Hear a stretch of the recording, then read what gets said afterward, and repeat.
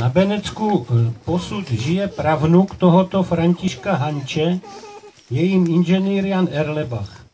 Litoval, že se nemůže dnešní akce zúčastnit, jelikož je v Polsku na mezinárodních závodech v orientačním běhu. Poslechněte si tedy zápis jeho vyprávění ze vzpomínek jeho rodičů Boženy a Ludvíka Erlebachových z Martinovy Boudy. František Hanč byl můj pradědeček. Doma kalcoval a měl taky kousek pole. Jako všichni horáci měl hodně dětí. Josefa, Jana, Františka, to byl můj dědeček, Marii, Paulínu a nejmladšího Bohumila. Josef se zatoulal do Prahy, Jan žil v Lysé nad Labem, ale ostatní všichni zůstali věrní horám. Starý Hanč, můj pradědeček, byl pěkně urostlý, podsaditý, v jednom uchu nosil oringly a ke stáru, kdy už nemohl kalcovat, si pořídil flašinet a na horách na něj rekreantům vyhrával.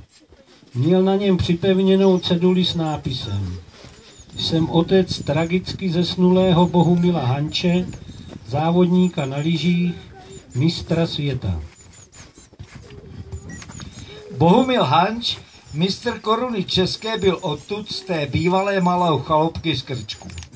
Ta byla v roce 1955 podváhnutá a v roce 1959 částečně přistavěna, takže hmotově je tento dům v původní části stejný. Tady se narodil 19. listopadu 1886 Bohumil Hanč, tady běhával, na jaře trhal pledule a petrklíče, z jeřábových protů otloukal píšťaličky a s rodiči a sourozenci zpíval písničku Přijde jaro, přijde. Tím jarem celá jeho rodina mínila ne jaro kalendářní, ale politické. Oni ti horáci z Benecka byli tvrdší vlastenci než žalské ruly. Velikou zásluhu o národní uvědomění beneckých občanů měl tehdejší mladý učitel Josef Panýr, zeť spisovatele Josefa Šíra. Byl zasloužilý menšinový pracovník Národní jednoty severočeské. Učil tady v letech 1895 až 1903, organizoval ochotnická divadla, pomáhal na obecním úřadě a zasloužil se o napsání kroniky obce Benecka za první republiky. Poslechněme si, co do ní napsal o svém žáčkovi Bohumilu Hančovi. Hanč, statný, rovný, zrostlý, usměvavý hošík, byl po 6 let mým žákem na Benecku, kde se narodil a své mládí strávil. Bezúhonného chování nikdy nezavdal příčiny k napomenutí. Myšlenku z tváře vyčetla vykonal. I ve vědomostech byl první ve třídě. Mluvnice jako počty, tělocvik jako psaní, zeměpis i dějepis ve všem stejný, ve všem vzorný. Hosté z Prahy podívali se jeho hlasu, když zpíval o vánoční nadílce koledu Bratři pravím vám. I na lyžích byl již jako doma. Hoši si na nich jezdili do školy a tu bez hole, v jedné ruce učení, v druhé cívky nebo konec mléka, kroužil mladý Bohumil ke své chaloupce. Záhy vyšinul se mezi přední závodníky, všecky brzy překonal a dobyl celé řady prvních cen a mistrovství. Důkladný kronikář Panýr nezapomněl doložit svůj zápis Hančovou podobiznou. Mladý závodník je oděn do svetru ověšeného řády, podkasané kalhoty shrnuty do vysokých holínek, na prsou má v trojúhelníkovém štítu starodní číslo 1. V levé ruce drží lyže s širokými skluznicemi zakončenými dlouhými zobany, takové tenkrát dělal na Benecku Hančův soused truhlář Hanousek, v pravé ruce dlouhou bambusovou hůl. Snímek je ještě z doby, kdy se jezdilo s jednou holí. Pozdější Hančův přítel Jarolímek prosadil užívání holí 2. Vedle Hanče je stolek s různými trofejními cenami a poháry, pod ním štít s medailemi, které uděloval Svaz českých lyžařů mistrům zemí koruny české. Vedle Hančovy podobizny je skromnější snímek o rok staršího Václava Vrbaty. Je v blůze rakouského vojína, ale nezdá se, že by na ní byl nějak zvlášť pyšný. Tváří se spíše vážně, snad se těší na to, až ji svlékne a znovu se postaví před šik mříčenských sokolů, již byl místonáčelníkem. Ale poslouchejme se opět do vyprávění Josefa Paníra. O jeho odvaze svědčí mimo jiné i to, že zajisté jako jediný sjel zamrzlý vodopád Lapský. Dobro a láska byly základními rysy jeho povahy.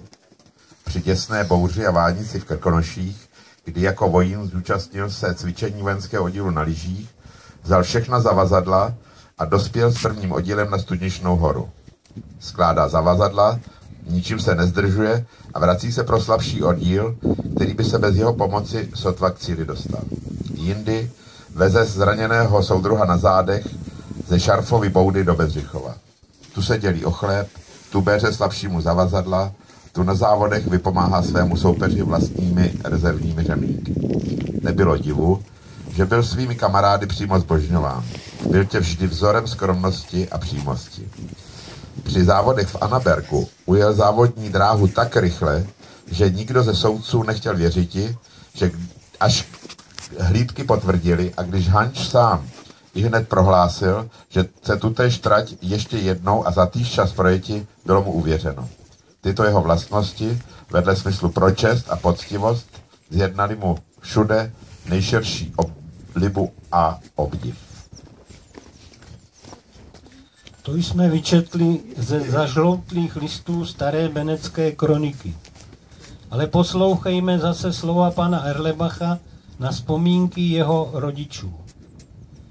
Hanč k nám, Martinom, prý tu se často chodíval.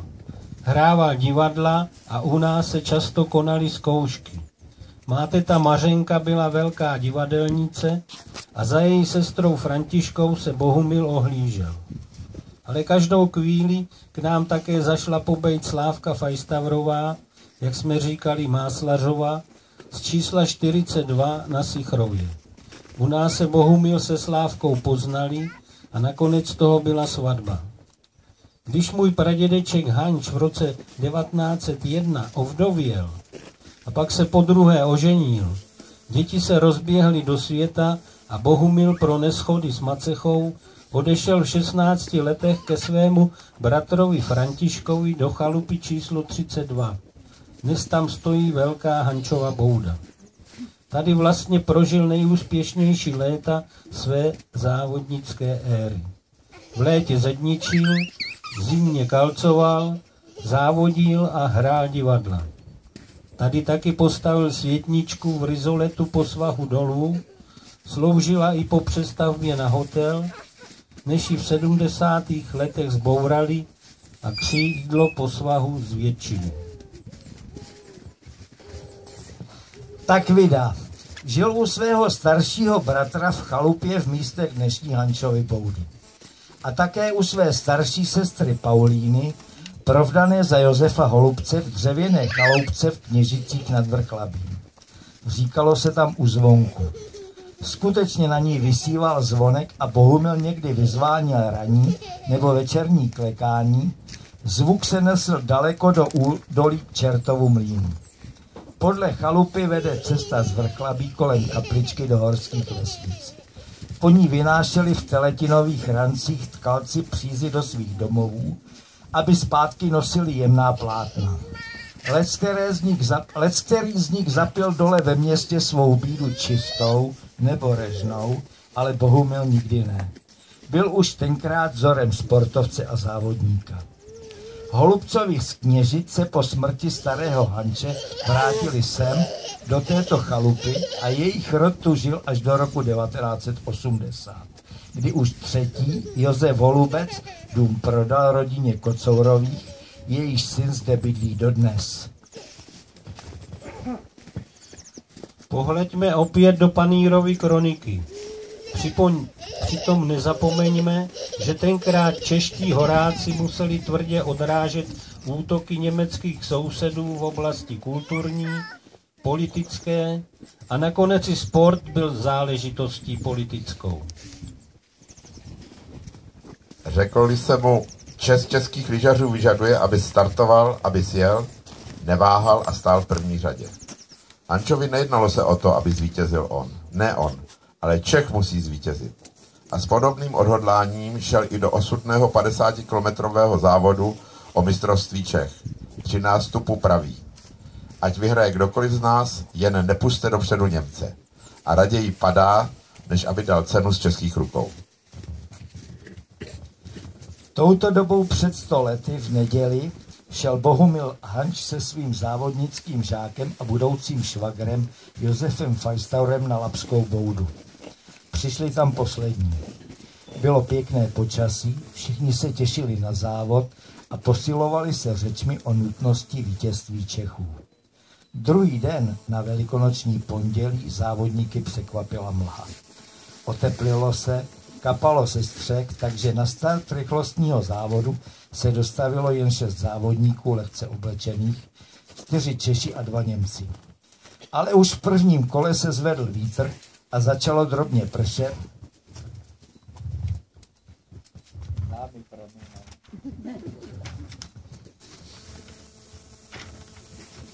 Počasí bylo čím dál horší. Pak se ochladilo, začalo sněžit a spustila zořivá vichřice.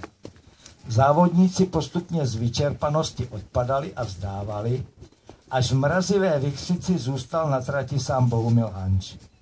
Shodou nešťastných okolností nevěděl, že všichni vzdali a pak se sám promrzlý a znavený sešel u Harrachových kamenů se svým přítelem Václavem Vrbatou. V jakém byli stavu a co si říkali, nevíme. Výsledkem setkání však bylo, že Hanč byl oblečen do Vrbatova kabátu a čepice a rozhodl se pokračovat v závodě na Lapskou boudu. Vrbata se rozjel směrem na Mísečky, ale zabloudil a později už promrzlý nalezl Hančovi lyže, u kterých zoufale usedl, námahou a zimou usnul a zmrzl. Vysíleného Hanče předtím nalezl hledající německý závodník Emmerich Rath, odepěl mu lyže a nesl ho na zádech hlubokým sněhem asi půl kilometru. Poznal, že s ním cestu na Lapskou boudu nezvládne. Hanče uložil do závětří kleče, vrátil se pro své lyže a jel pro pomoc. Tehdy samotné lyže nalezl Václav Vrbata. Rád situaci oznámil na Lapské boudě a hned vyjela skupina se saněmi, aby Hanče přivezla. Nalezli ho, ale na oživení bylo už bohužel pozdě. Tam za obzorem na hřebenech se před 100 lety 24. března odehrávala bitva života se smrtí, cti a Ryziho bratrství a trochu i se sobeckou neúčastí. Zvítězila smrt, ale s ní zvítězila i čest a bratrská obětavost a stoupila do hor jako legenda. Vlastně ani ne legenda, spíše jako tradice hrdinství a obětavosti českých horáků, hraničářů. A ta tradice je pevná, jako ten žulový jehlan, který tam na vrcholu Krkonoše vypráví o 2 statečných horalech. Co by se stalo, kdyby tenkrát nenastala změna počasí a závodníci by patrně všichni dojeli do cíle na Mísečkách? Bohumil Hanč by asi vyhrál. Pozdravili by se s Václavem Vrbatou a spokojeně odešli domů. Nebo kdyby zachránci vyrazili hledat ne jednotlivě, ale po skupinách a oba prokřehlé našli včas a odvezli je do bezpečí. Z houževnatého Hanče by se stal polír nebo možná stavitel. Vrbata by byl mistrem v nějaké tkalcovně nebo rolníkem. Hančova sláva by léty zešedla, asi tak, jako se pozapomnělo na jeho dřívějšího soupeře Josefa Krause. Dnes by jeho trofeje určitě byly také v Jilemnickém muzeu, ale bez nádechu nešťastné tragédie. Možná by nedošlo k založení horské služby už ve 30. letech minulého století a ani na rodném domě bychom dnes neodhalovali pamětní desku. Možná by se přátelé Hanč nebo Vrbata proslavili něčím jiným, co bychom dnes obdivovali. Určitě by na to svými schopnostmi a povahami měli. Nakonec našeho povídání budu citovat závěrečná slova Miroslava Rampy z knihy Na hřebenech Vichřice, vydanou v roce 1963 k 50letému výročí tragické události. Co pak dělá z lidí hrdiny teprve smrt? Nezůstal by snad jejich čin stejný, kdyby přežili? Podívejme se pozorněji kolem sebe. Nepřecházíme často v každodenním spěchu bez povšimnutí podobná všední hrdinství?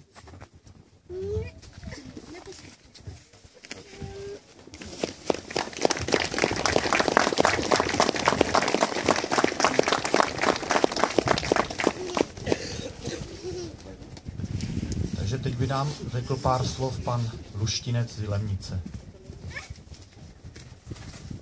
Dámy a pánové, i já mám velikou radost, že se nás tady tolik shromáždilo, protože to svědčí o tom, že skutečně památka Bohumila Hanče a Václava Vrbaty je dodnes velice živá.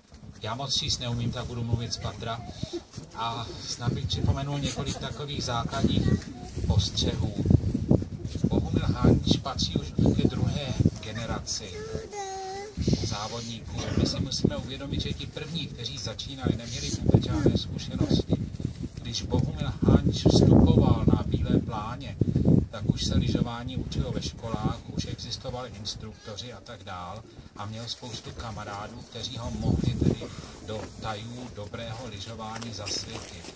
A zasvěcovali ho dokonce i norští instruktoři, takže on opravdu měl předpoklady vypracovat se ve špičkového lyžaře a takhle se vypracoval. On byl, a na to nezapomeňme, vynikajícím závodníkem, ale on byl také vynikajícím krasojezdcem. Jeho ladnost byla vždycky velmi oceňována, ale on se stal také instruktorem. Dodnes na něj nemohou zapomenout v Novém Městě na Moravě, kde byl velice, velice oblíbený. A to už svědčí něco o jeho povaze. My jsme tady mnohokrát slyšeli o Vrbatovi, o Hančovi.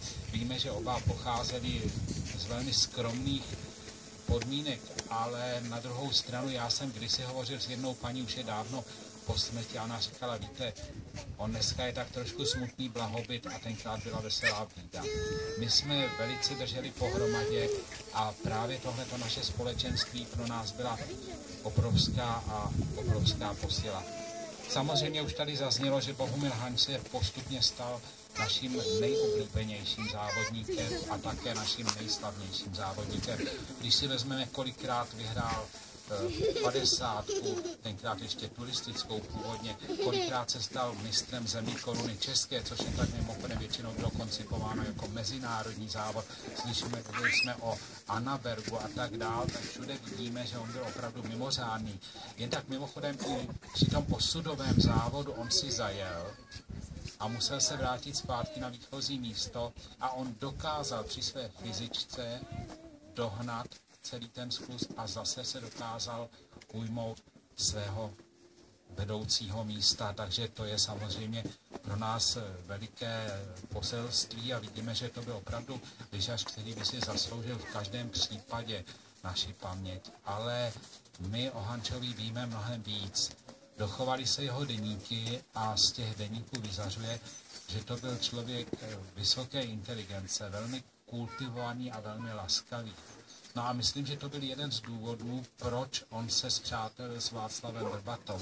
Oni se údajně tedy seznámili v Jilemnici v tamnějším protestantském sboru a cházeli se na bohoslužbách jednak v Jilemnici a jednak tady v nedalekých Křižlicích. A to jejich prvotní kamarádství záhy přerostlo ve skutečně hluboké přátelství, které přineslo mnoho a mnoho plodů.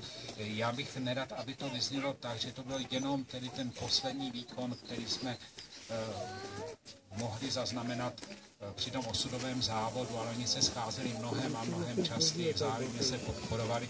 A o tom, že sám Vrbata byl mimořádně schopný člověk, svědčí fakt, že jako velmi mladý byl zvolen místonáčelníkem Sokola v nedalekém Říčné, takže opravdu to byla osobnost velmi, velmi zajímavá. Co je zbližovalo? Jednak tedy veliká láska k rodině, oni opravdu, když byli na vojně, tak si oba stýskají, že se mi stýská nejenom po kraji, ale po jejich nejbližších. Pak to byla tedy skutečně taková programová služba společnosti a nemyslím tím jenom to jejich vlastenectví, ale to, že tedy každý člověk přichází na svět s nějakou výbavou a že má úkol, jak oni říkali, úkol sobě svěřený nějakým způsobem naplnit. A to dokázali vždycky tedy měrou vrchovatou. Když samozřejmě došlo k té obrovské tragédii, tak to doslova tedy zamávalo s celým lyžařským světem. My víme, že přicházely kondolence, máme je uložené tedy v muzeu nejenom z Čech, ale z Vídně ode dvora.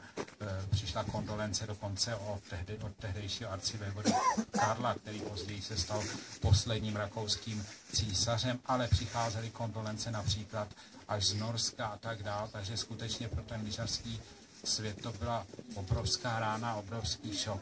Pak se rozpoutala veliká debata o tom, jestli někdo neudělal nějakou chybu a jestli to nebylo špatně a tak dále. Samozřejmě, že často tam zazněla slova, která zaznít neměla, byla taková nehezká vůči pořadatelům. Myslím si, že oni se snažili, ne, že by to bylo bezchybné, ale oni na svou dobu vykonali maximum toho, co vykonat mohli a co vykonat také dokázali. Tím nechci říci, že by ta organizace byla úplně bezvadná. Ale na druhé straně se musíme uvědomit, že my nemůžeme dneska říkat kdyby. Historik tohle slovo nezná a nesmí znát. My víme, že se to tak stalo a my víme, že právě v tomhletom příběhu je pro nás obrovské poselství. To poselství je dvojí. Jednak ono se tam poprvé ukázalo, že člověk s lyžemi na nohou není v těch horách bezpečný. Do té doby nikdo nevěřil tomu, že je možné s lyžemi na nohou zahynout na horách. Však také vzpomeňme, že na Lapské Boudě se děli dlouho v klidu a říkali, no hanč, takový lyžař, tomu se nemůže nic stát, takže ta výprava záchranná se tedy vypravila až poměrně velmi pozdě a ještě k tomu způsobem velmi lehkovážně, když si vezmeme, že oni se rozdělili a každý jel na vlastní pěst, tak je vlastně tak trošku s podívem, že těch obětí nebylo ještě víc. Ale jestliže tam byla veliká debata, tak je zajímavé, o jedné věci se nikdy nehovořilo.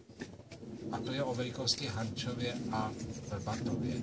Tam to stanovisko bylo naprosto jednoznačné. Samozřejmě, že se objevila otázka, čí oběť byla v daném případě větší. Jestli Vrbatova, který pro svého přítele nasadil život, a nebo tedy Hančova, který se snažil obhájit svou cenu. No ono by se zdálo, že převažuje tedy Vrbata, ale všichni v té době se naprosto jednoznačně shodli na jednom. Byli to skvělí lidé, velicí přátelé a kdyby karta se obrátila a v té lyžařské stopě stál Václav Vrbata, tak Bohumil Hanč by se zachoval úplně stejně. No a pak ještě jednu věc. V poslední době, jak je taková tendence tedy ze všeho udělat senzaci, tak jsem někde četl, že bychom vlastně Hanče si už neměli ani připomínat, protože on byl strašný nacionalista.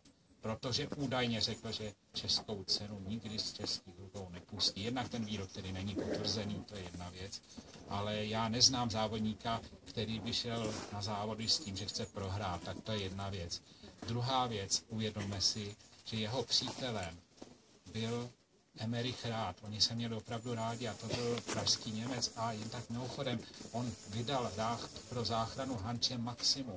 A když přijel do Lapské Boudy, sdělil tam polohu Hančovu, tak se vyčerpáním zhroutil. A když se potom probral, když viděl mrtvého Hanče, tak plakalo jeho mrtvoli a říkal, Bohumile, promiň, nemohl jsem pro tebe víc udělat. A Hančovým největším soupeřem byl Oswald Bartl. Představte si, že tenhle Oswald Bartl v roce 1938 přišel položit věnec na hrob Bohumila Hanče. Bylo to v době, kdy ty vážně nacionalistické tady, zejména v pohraničí, byly nepředstavitelné a nebylo to ani pro Bartla spojeno s určitým rizikem. On to dokázal. Takže my musíme rozpoznávat. Hanč byl veliký vlastenec, ale nebyl nacionalista. Nebyl to člověk, který by nenáviděl. Byl to člověk, který kolem sebe šířil lásku a v tom je veliké jeho poselství. Já, když moc číst neumím, tak bych si dovolil přece jenom tady nakonec ocitovat takový krátký citát, jenom tedy právě z deníku Bohumila Hanče, abyste dobře slyšeli. A jen tak mimochodem, jestli chcete vědět, tak trošku jak Bohumil Hanč vypadal, tak tady máme pana inženýra Aleše Hanče, to je tedy jeho potomek. A když se podíváte na staré fotografie, tak skutečně oni si jsou neuvěřitelně podobní.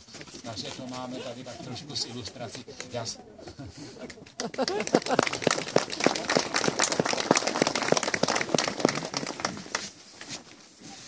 Milí čtenáři a spanilé čtenářky, kdo jednou z vás tuto knihu čísti bude, nehledej v ní krásná díla a články.